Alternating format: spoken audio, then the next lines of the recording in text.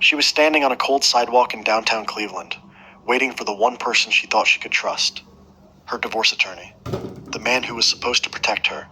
In less than an hour, she'd be fighting for her life on that same sidewalk. And 12 years later, investigators would accuse that very attorney of being the one who orchestrated her end. This is the story of Aliza Sherman. March 24th, 2013. Late Sunday afternoon. The air had that bite to it, the kind that makes you check your phone just to have something to do with your hands. Aliza Sherman stood outside a building on Erie View Plaza in downtown Cleveland, doing exactly that.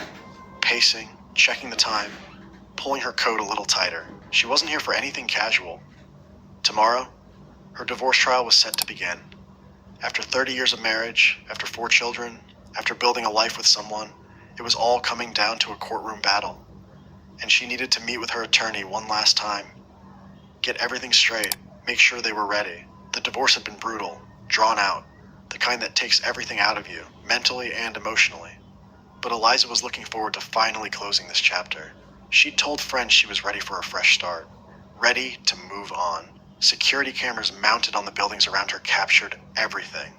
You can see her there on the footage, moving back and forth on the sidewalk, looking at her phone, waiting. It's still light out, but the sun is starting to drop.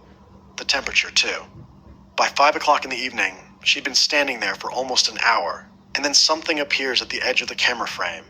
A figure, dressed head to toe in black, hood pulled up, face completely covered, moving quickly but deliberately. Aliza doesn't see them. Not yet. She's still looking at her phone, probably wondering where her attorney is, why he hasn't come down to let her in yet. When she finally notices the figure, there's no time to react. A person walking nearby hears screaming. They turn and see Aliza on the ground. There's blood. A lot of it. The passerby runs over, pulls out their phone, dials 911. Aliza is conscious but barely. She manages to say 3 words. I'm dying. The Good Samaritan stays with her, pressing down on the wounds like the dispatcher is telling them to do, trying to keep her alive until the ambulance gets there. But there's too much blood, too many wounds. Aliza is rushed to Metro Health Medical Center. Doctors and nurses work on her, but it's too late. At 6:14 that evening, just a little over an hour after she was attacked, Aliza Sherman is pronounced deceased. She was stabbed 11 times, head, neck, back, right arm. Someone had come at her with absolute violence, absolute intent to end her life. The next morning, that sidewalk looks completely different. Yellow tape everywhere, police cars blocking off the street. People on their way to work or school have to take detours. They walk past, probably wondering what happened. Most of them have no idea that what they're looking at is a scene that's about to become one of Cleveland's most mysterious and disturbing cases. A case that won't be solved for over a decade. Aliza Sherman was 53 years old, a nurse, but not just any nurse. She was a fertility specialist at the Cleveland Clinic, one of the most respected medical centers in the country. And she wasn't just good at her job, she was exceptional. Thousands of patients came to see her, some from across the state, some from across the country. They came because Aliza had a gift. She could handle the medical side, sure, but she also understood the emotional weight that comes with fertility struggles, the hope, the disappointment, the fear that maybe it'll never happen. Aliza knew how to hold space for all of that. Her best friend Jan described her as sunshine, the kind of person who just made everything feel a little lighter, a little more hopeful. For so many families, Aliza was there at the very beginning of their story. She helped bring their children into the world. She was part of the most intimate, vulnerable moments of their lives, and now she was gone. Aliza was also a mother herself, 4 kids. She'd spent 3 decades married to Dr. Sanford Sherman, but that marriage had fallen apart. The divorce was messy, contentious, the kind where lawyers get involved early and stay involved. Just 10 days before she was attacked, Aliza sent a text to her brother. It said, "Trial in 2 weeks. Hopefully there is life after death." She meant life after the divorce, a second chapter, a chance to rebuild.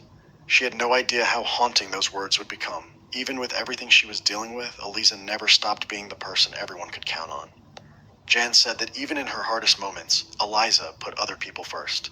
She was selfless, supportive, the kind of friend you call when life gets heavy because you know she'll help you carry it. Now detectives had to figure out who would want to hurt someone like that. Right away, they ruled out robbery. Aliza's phone was still on her. Her jewelry, untouched. Whoever did this didn't take anything. There was no sign of anything inappropriate happening either. This wasn't random. This wasn't some crime of opportunity. This was personal. The security footage gave them something to work with. The cameras had caught the attacker running away from the scene, dressed in all black, face completely hidden. You could make out their build, their height, but that was it. No identifying features, no clear look at their face. And here's the thing that made this even more unsettling. This didn't happen in the middle of the night. It didn't happen in some dark alley. This happened at 5 o'clock in the evening. Broad daylight, on a busy downtown street, with cameras everywhere, with people around. Whoever did this either didn't care about being seen, or they were confident they wouldn't be identified. Police knocked on every door in the area, talked to every business, but it was a Sunday. The office buildings that would normally be packed with workers were mostly empty. The few people who were around hadn't seen anything useful. Phone records showed that while Aliza was standing outside 55 Erie View Plaza, she'd been sending messages. But whoever she was texting hadn't responded, or at least they hadn't come down to meet her. Everything about this felt targeted, an ambush, calculated. But why Aliza? Everyone they talked to said the same thing. She didn't have enemies. She was loved, respected, kind. Her divorce had been difficult, sure, but there was no public evidence linking her ex-husband Samford to the attack. He was never charged, never even named as a person of interest. We talked to Cleveland's former deputy chief, Ed Tomba, last year, while working on another project. He told us that investigators always wanted to speak with Samford, but he wouldn't cooperate. Tomba said, he didn't interview with us because he retained an attorney, and the attorney said, if you want to ask any questions, you have to go through me. We tried to go through him, but he never responded. We asked Tomba how that's even possible. He said, well, the attorney asked if can you name him as a suspect? So he hasn't talked to us and he won't talk to us. So Samford was never ruled out, but he was never ruled in either. The court date for Aliza's divorce trial came and went, but instead of being in a courtroom, her family and friends were planning a funeral. Police released still images from the surveillance footage to the public. Tips started coming in. People called with information, ideas, theories, but none of it led anywhere solid. Days turned into weeks. Detectives had no weapon, no clear motive, no suspect. More than 600 people showed up to Aliza's funeral. Family, friends, colleagues from the Cleveland Clinic, former patients, people whose lives she'd touched, people who couldn't believe someone like her was gone. Jan Lash, Aliza's best friend, said she talked to Aliza around 4:30 that afternoon, right before everything happened. We just had our usual conversations, Jan said. Girl talk. She was a little anxious because, she was going to court soon. Jan had no idea that would be the last time they'd ever speak. A year passed. Then 2 years. The case was still open, but there wasn't much movement. No arrests, no major breakthroughs. Aliza's family and friends refused to let her be forgotten. They formed a group called Justice for Aliza, an awareness campaign. Every year on the anniversary of her passing, they'd hold a vigil, right there on the sidewalk where it happened. They'd bring signs, candles, photos of Aliza, anything to keep the pressure on, anything to remind people that this case still needed to be solved. Aliza's daughter, Jennifer, filed a $2 million lawsuit against her father. She claimed he'd forged documents to steal money from an account in Aliza's name. The family also raised money to put up a bench in the Cleveland Metro Parks in Aliza's honor, a place where people could sit and remember her. 2 years became 3, then 4, then 5.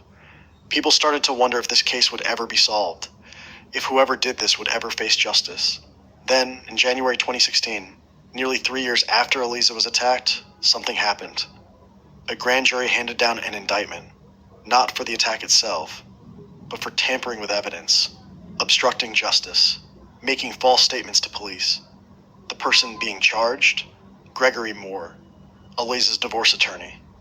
Let that sink in for a second. The man she was waiting for that day. The man she trusted to represent her in one of the most difficult moments of her life. He was now being charged with lying to investigators.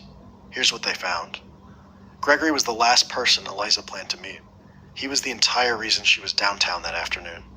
When detectives interviewed him after the attack, they noticed his story didn't add up. There were inconsistencies, gaps, things that didn't make sense.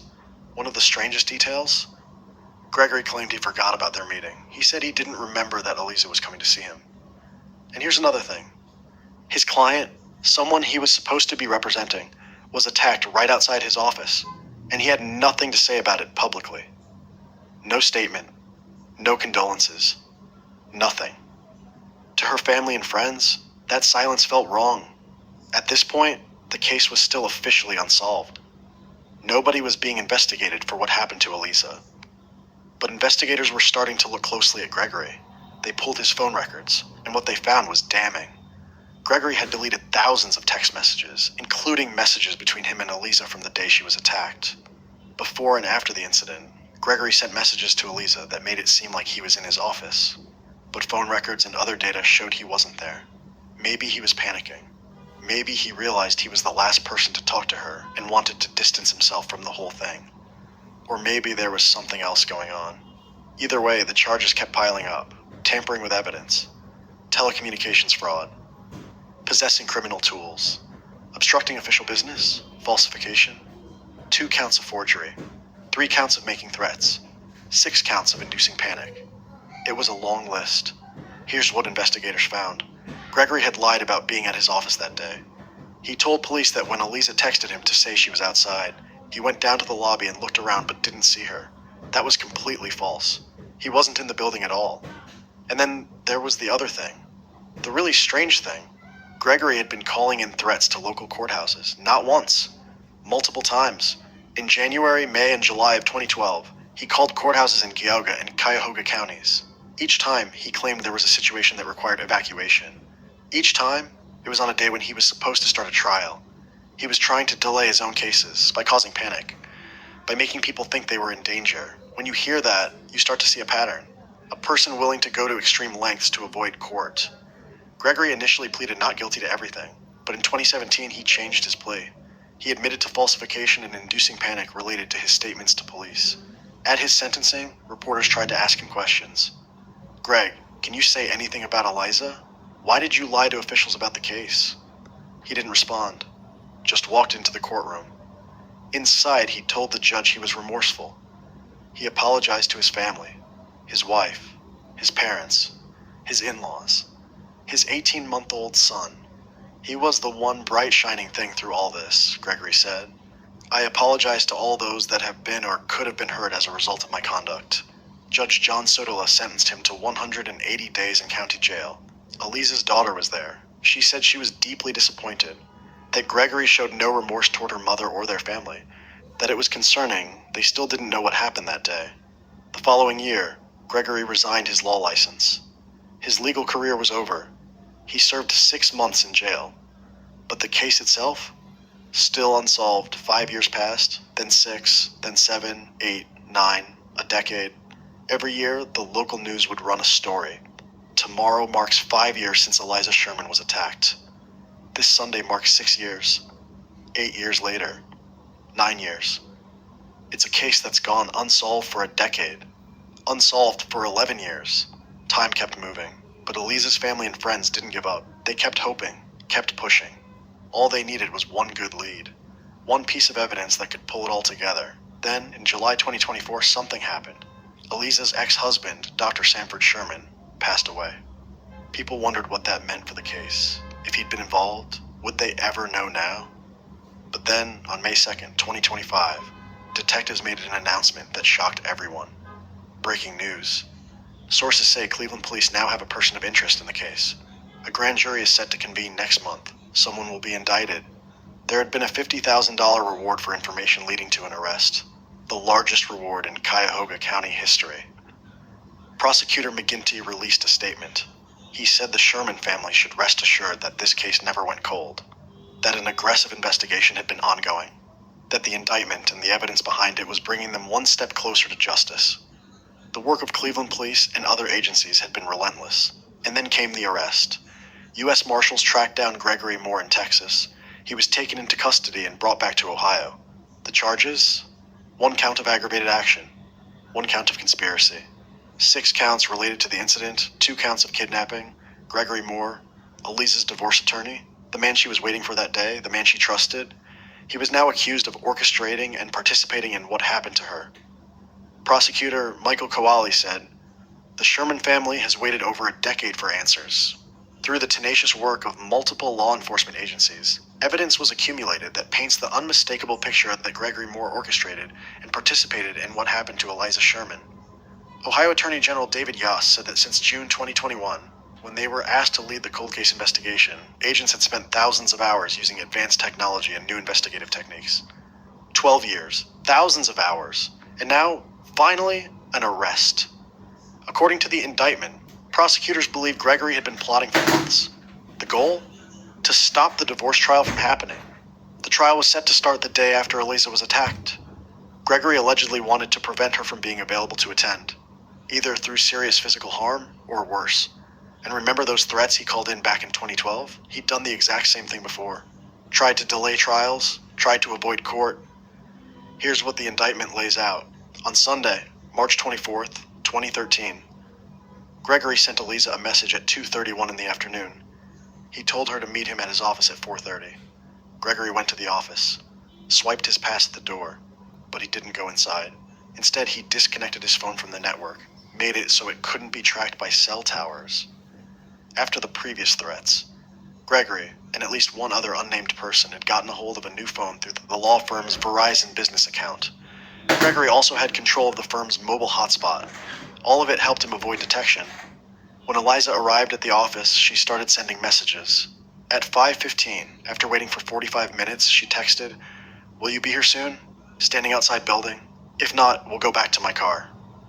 1 minute later, another message. "Will you be here soon? Kinda cold." Gregory responded, "Been here." Aliza wrote back, "Door's locked. I thought you would text me when you got here. Been in car 45 minutes. It's okay, how do I get in?" No response from Gregory. 6 minutes later, Aliza sent another message. "If you are here, why don't you let me in? I guess I will go back to my car. Too cold. Text me when the door's open. Thanks." And it was right around that time that someone crept up behind her. Someone dressed in black, face covered. They chased her, stabbed her 11 times, and ran. The indictment says it was either Gregory himself or an unknown co-conspirator.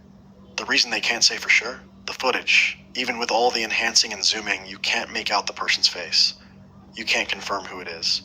One of Aliza's friends, Maria, has been vocal about the case from the beginning. She's always wondered if Gregory hired someone, if the person running away in the video isn't him at all. Other people think it has to be Gregory, that he did it himself. Maria also wonders if more people were involved, if there's a larger conspiracy here. Here's another strange detail. After Aliza was rushed to the hospital and the street was being sealed off, Gregory sent her a message. He asked where she was. Then he snuck into the law office through a back entrance. He'd left the office an hour before the attack, and he came back an hour after. At 7:32 that evening, Gregory reconnected his phone to the network, and then he started calling Aliza, over and over, until 9 o'clock. But why? He'd lied about where he was. He'd lied about forgetting the meeting. So why would he be calling her now? It makes no sense, unless he was trying to establish some kind of alibi, trying to make it look like he didn't know what had happened. On March 29th, 2013, Gregory filed a motion with the court, notifying them of Aliza's passing. On April 2nd, the Sherman divorce case was officially dismissed. That same day, Gregory transferred his law firm's cell phone number to a different phone. Not the one he'd been using on the day of the attack. A different one. Gregory has pleaded not guilty to all the charges. Aggravated action, conspiracy, kidnapping, all of it. In the summer of 2025, he posted a $2 million bond. Cash. He was released from jail. Prosecutor Michael Koale filed an emergency motion asking for GPS monitoring. The court agreed. Gregory can't have firearms, can't have a passport, can't travel outside the state or the country, and he's restricted from certain locations to keep the Sherman family safe. On January 8th, 2026, there was a court hearing. The judge said, "Today is January 8th of 2026. We are here on case number 701663, the state of Ohio versus Gregory Moore." Gregory's legal team requested that the trial be set for September 14th. They also signed a speedy trial waiver. The judge asked if that meant approximately 2 weeks for trial. The prosecutor said, "That's an estimate at this point. We would need at least 2 weeks."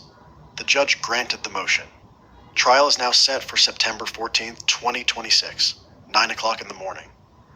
The next pretrial hearing is scheduled for January 30th, also in person. The judge also granted a request by Gregory to independently test DNA that was found on a watch at the scene. Gregory's lawyer said, "When he said he's not guilty, that means we will be going to trial." Mr. Moore has much to say in his own defense. If the motive prosecutors are alleging is true, it's absolutely staggering. Gregory was reportedly underprepared for Aliza's case. The judge had already told him there would be no more continuances, no more delays. And this is the same man who called in threats to courthouses multiple times just to avoid his own trials. When you look at all the evidence, all the lying, all the deleted messages, all the strange behavior, it's hard not to see where this is pointing. 12 years after the attack, police and agents from Ohio's Bureau of Criminal Investigation showed up at Gregory Moore's home in Sagamore Hills. The street and driveway flooded with law enforcement. Neighbors came out to watch. The quiet cul-de-sac on McPherson Circle turned into a spectacle. There's another layer to this case that's hard to ignore. Trust. The trust people place in professionals during the most personal, vulnerable moments of their lives. If the allegations against Gregory Moore are proven true in court, it means the person Aliza relied on for legal protection wasn't a safeguard at all. He was a threat she never saw coming. Before Aliza's name was ever in the headlines, it appeared somewhere else. In thank you cards, birth announcements, baby photos. She was there at the beginning of so many family stories. The families she helped bring into the world. Those families still exist today. Kids who might not be here without Aliza. Parents who got to experience something they thought might never happen. That's her legacy. And no crime, no matter how brutal, can take that away. Jan, Aliza's best friend, said they talked every day. Sometimes multiple times. They'd text about everything and nothing. Just staying connected. Just being there for each other. And minutes before the attack, they shared one last exchange. Aliza wrote, "Thanks for our talk. Love you." Jan wrote back, "I love you back." Jan said those words mean everything now. They're proof of how quickly the ordinary becomes extraordinary. How the smallest moments, the ones we barely think about, can become the ones we hold on to forever. Most days don't feel important while we're living them. They just feel like days, routine, predictable, a quick text, a meeting that's been scheduled for weeks. Nothing that feels final. We move through life assuming there will always be more time, more conversations, more chances to say what we didn't finish saying. For Aliza Sherman, March 24th, 2013, probably felt like any other Sunday. A little stressful maybe, with the trial coming up, but nothing out of the ordinary. She had no idea it would be her last. That's what makes cases like this stay with us. They remind us how fragile everything really is. How quickly an ordinary day can become the day that changes everything. How someone you trust can become someone you should have feared. Aliza Sherman was 53 years old, a mother, a nurse, a friend, a person who helped create families, who brought light into people's lives. She deserved better than what happened to her on that cold sidewalk. And after 12 years, her family might finally get the answers they've been waiting for. The trial is set for September. The evidence has been gathered, the charges have been filed. Now it's up to a jury to decide what really happened on March 24th, 2013. Thank you for listening to this episode of Unfinished Record. If this story moved you, if you want to see more cases like this covered with the care and detail they deserve, please hit that like button, leave a comment, and let me know your thoughts on this case. And subscribe to the channel so you never miss another episode. Justice for Aliza is still unfolding, and we'll be here to cover every step. Until next time.